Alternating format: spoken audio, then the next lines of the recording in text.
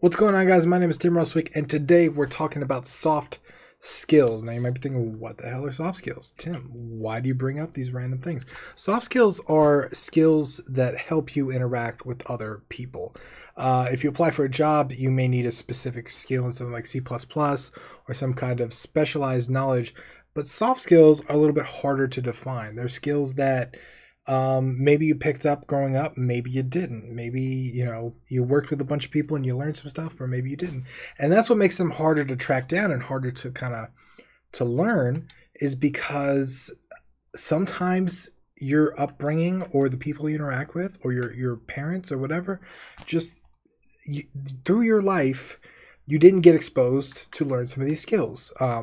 And they can help you in a lot of different ways, because if you've got your soft skills down, if you've got your communication down, if you know how to talk to people and interact with people, and you understand things that make other people feel good, and you understand like first impressions of people, and you understand, like, okay, if this person gets very upset about certain things, you can navigate around those situations without being controlled by them, or lose your footing in your personal ability.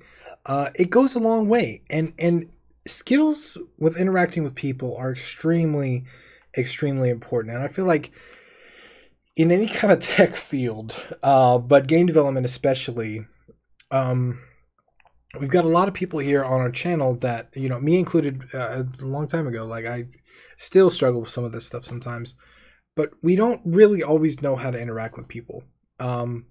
Maybe we don't know how to talk to people, to communicate the things that we want. Like, if you're an artist, sometimes it'd be really hard to talk to a programmer, right? It's a really abstract brain communicating with a really logical brain. If you're trying to do freelance, it might be a little bit hard to talk to a client and explain things in a way that they think they're getting very high value. Like, whereas if you're a programmer and you're doing a job for someone, yeah, you can say, yes, I could do that. Yes, I could program this.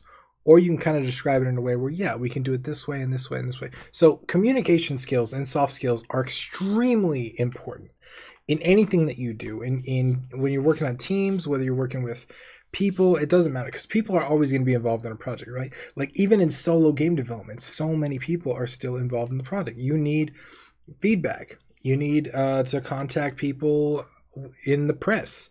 You need to interact with customers. You need, there's so many different layers of people, even if you're a solo developer, that you have to interact with. And if people know you and they like you, you're already way ahead of the curve there. So soft skills are one of those things that really helps to kind of navigate through that murky water of people, if you will. And I always consider myself an introvert. So, like, growing up, I used to just use that as an excuse. I would just say, I am an introvert, right? I would just use that word, even though now I believe that most people can move past the kind of things.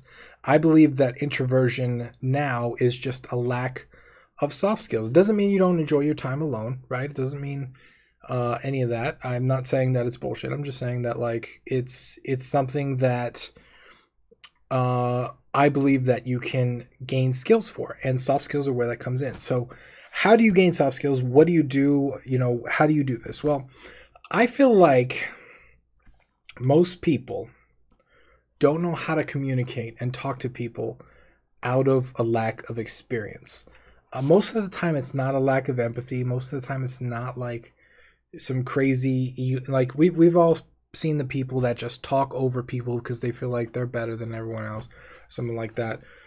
Most of the time, especially in our field, it's not because of that. It's not that we can't pick up and read body language. It's not that we can't tell when there's a tension in the air. It's not that we can't read those signs. It's that we don't have experience in those social situations to kind of learn the skills that we need, right? And for me personally, the way that I picked up a lot of these skills, long day.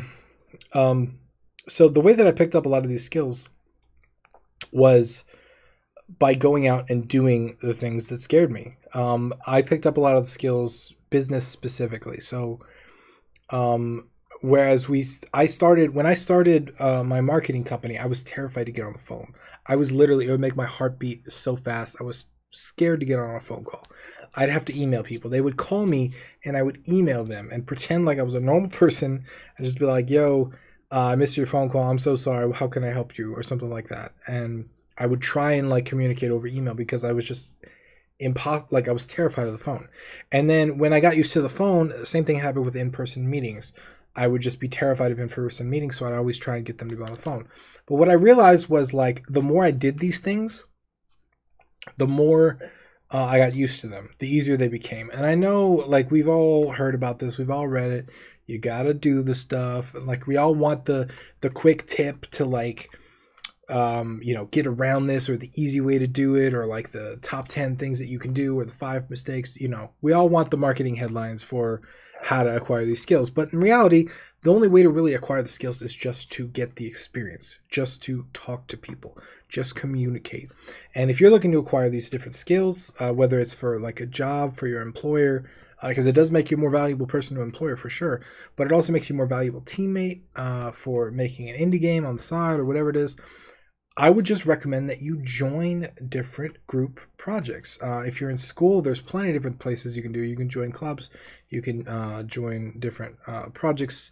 If you're not in school, you can go to game jams and meetups, and you can do game jams online, interact with people, on Skype, or Discord has video chat now. You can meet people and in different various situations and just try and pursue those relationships and try and get to know people. And one of the things that I've learned is that if you're one of those people that doesn't really feel like you have it down socially, like you don't have the soft skills to interact with people or make friends, the best way to get over that fear, because that's what it is, it's a fear.